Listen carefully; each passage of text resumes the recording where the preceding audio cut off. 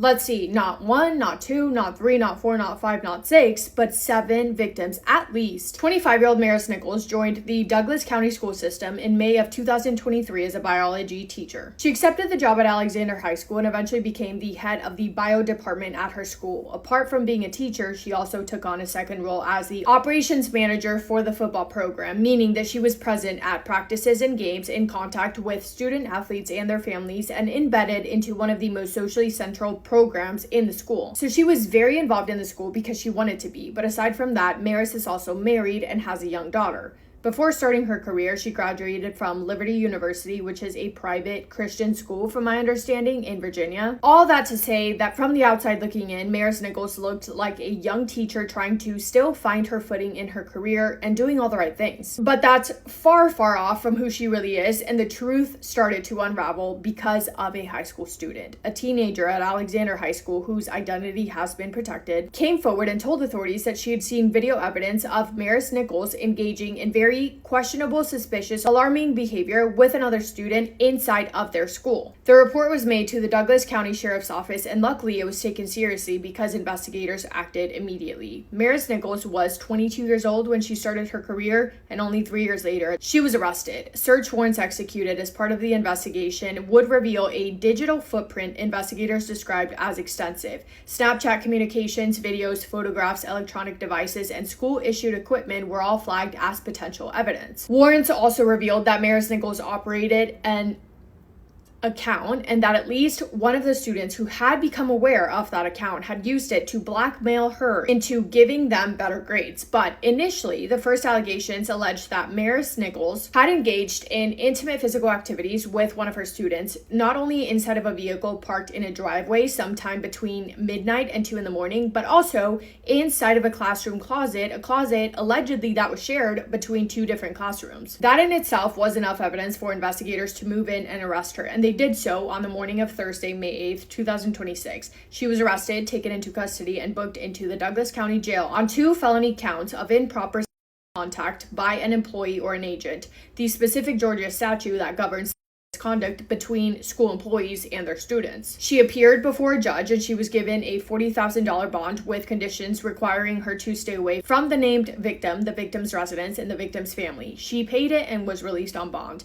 The Douglas school system also suspended her that same day. But authorities did not close the investigation after that May 8th arrest, because when it comes to cases involving digital evidence such as Snapchat conversations, video files, photographs, etc., investigators typically spend weeks, if not months, having to go through all the different accounts, all the different devices, because it's a lot and it takes a lot of time. So that's what they did, and what they found in the days following her arrest made it clear that those 2 initial charges were only the beginning. According to court records, Maris had just 3 days before her first original arrest instructed at least one of the teenagers that she had been messaging to delete their entire conversation history. Her instructing a minor to destroy evidence led to a tampering with evidence charge, but it also led investigators to realize that obviously Maris was aware of what she was doing. Obviously she knew that it was wrong, and that she was trying to do what she could to delete as much as she could of her digital footprint. 12 days after her initial arrest on Wednesday, May 20th, 2026, the Douglas County Sheriff's Office investigators returned to the court with new warrants that would end in her getting arrested for a second time with many new charges. 5 more teenagers had come forward, bringing the total number of alleged victims to 6,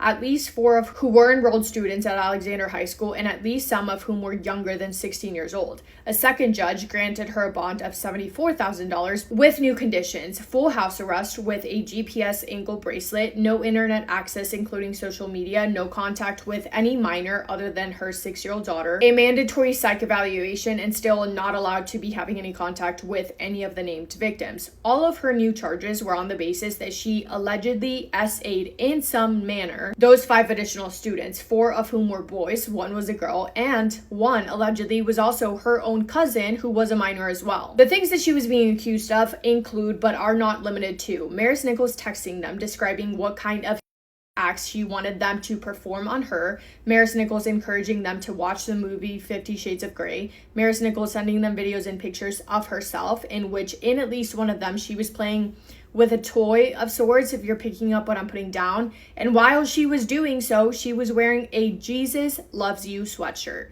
Maris Nichols hopping on live video calls with the students in which she also had toys present, Maris Nichols engaging in physical intimate activity with a different student in the back of his truck at a golf course. I mean, so disturbing. So she's arrested for a second time and she pays bond again and is released. And you would think that if you were facing this amount of charges, if you knew that every parent of every student at your place of work, your employees, etc., if the public is now aware of how disturbing and disgusting and messed up you are, chances are you would want to lay low. But not Maris Nichols, because investigators are now saying that while on house arrest in the 27 days that followed her release, she violated the conditions of her house arrest 85 times.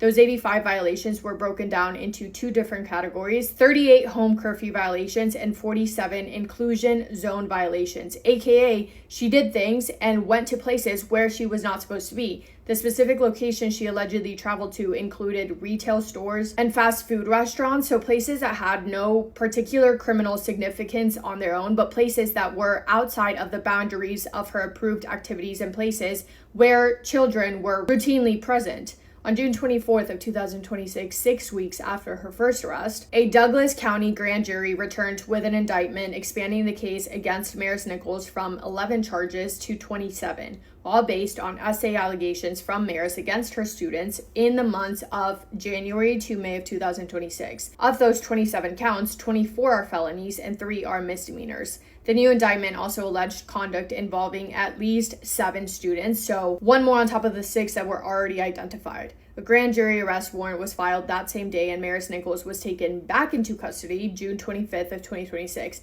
This time she was booked with no bond because she was finally seen as a danger to the community. She has pled not guilty and a trial date has not been yet set.